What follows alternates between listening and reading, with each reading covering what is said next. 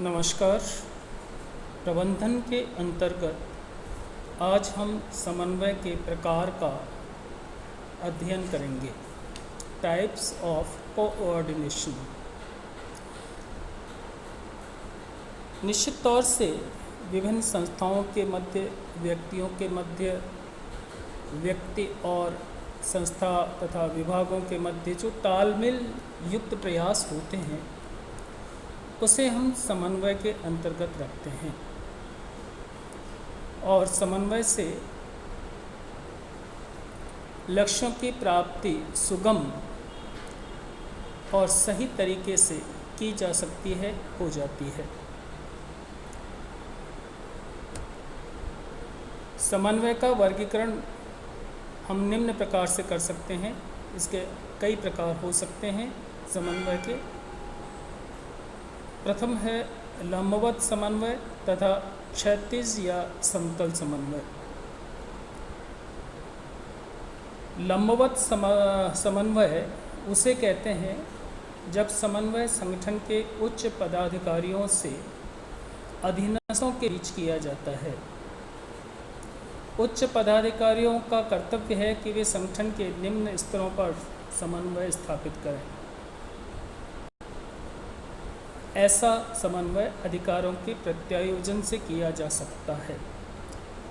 समतल या क्षैतिज समन्वय तब कहा जाएगा जब समन्वय विभिन्न समान स्तर के विभागों में किया जाता हो। इस तरह से एक समतल स्तर पर किया जाने वाला समन्वय क्षैतिज समन्वय के अंतर्गत आता है।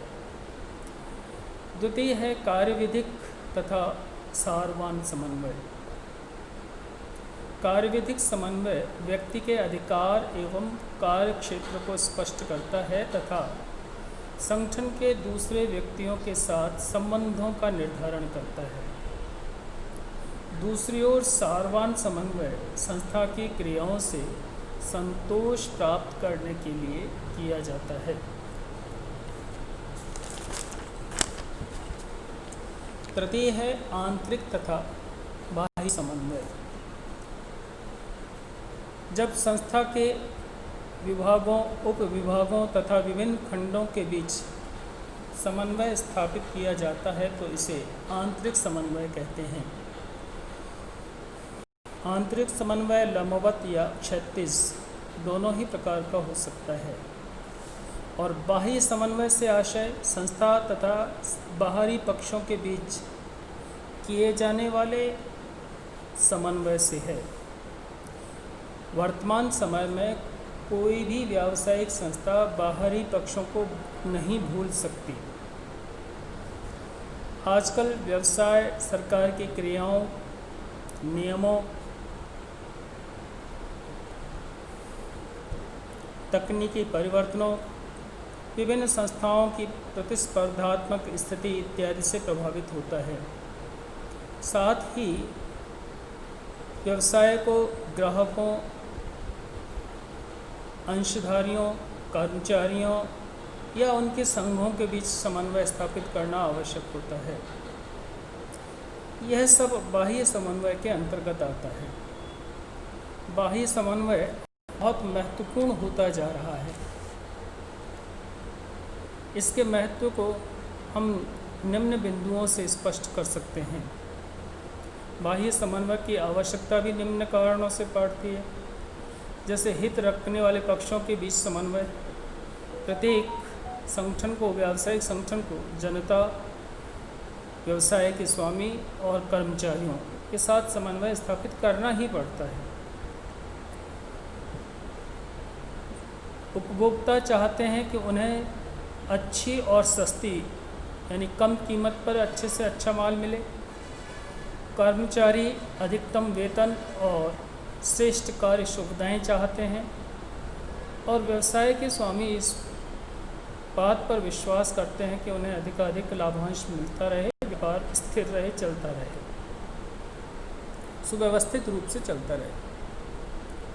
अब यहाँ प्रबंधक इन तीनों समूहों की आवश्यकताओं को संतुष्ट करेगा और परस्पर विवाद उत्पन्न न हो ऐसा प्रयास करेगा। इस हेतु से विभिन्न पक्षों अर्थात बाहरी समन्वय स्थापित करना ही पड़ता है।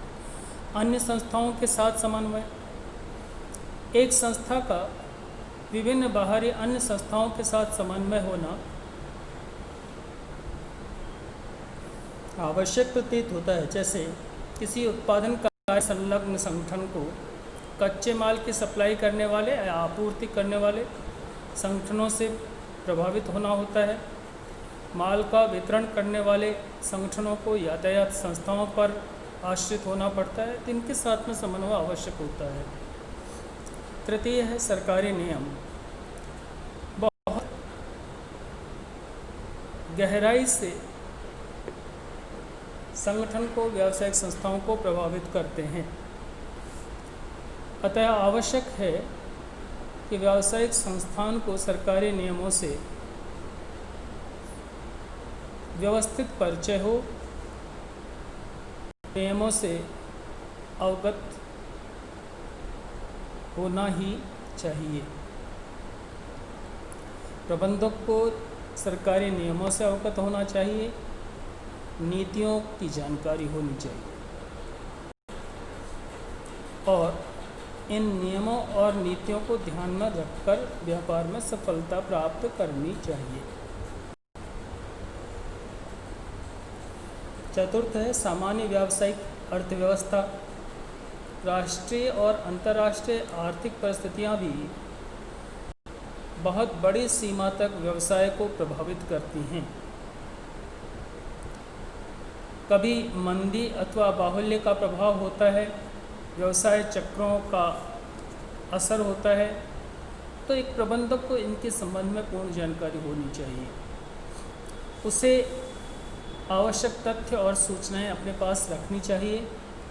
बाज़ारों की प्रवृत्ति की जानकारी होनी चाहिए, बदलती हुई परिस्थितियों और तकनीकी परिवर्तनों इत्यादि की जानकारी होनी चाहिए। यहाँ उसे बाह्य समन्वय स्थापित करना पड़ता है। तकनीकी विकास।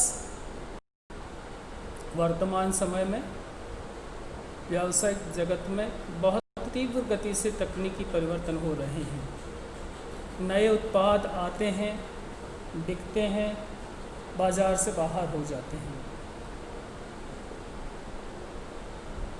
टेलीकॉम उद्योग के अंतर्गत यह परिवर्तन बहुत शीघ्र तीव्र गति से दिखाई दे रहा है।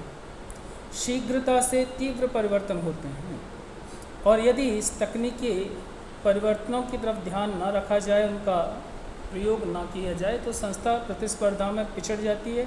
न सिर्फ पीछे रह जाती है, अपितु वह बाजार से बाहर हो सकती है। इसी तरह से शिक्षा पद्धति की जानकारी भी एक प्रबंधक को होनी चाहिए, क्योंकि भविष्य में जो भी प्रबंधक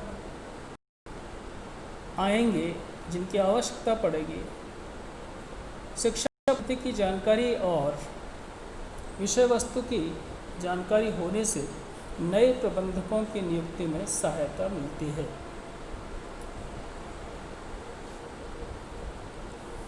बाह्य समन्वय स्थापित करने वालों में विभिन्न हित रखने वाले संगठन भी सम्मिलित होते हैं, जैसे श्रम संघ, व्यावसायिक या व्यापारिक संघ।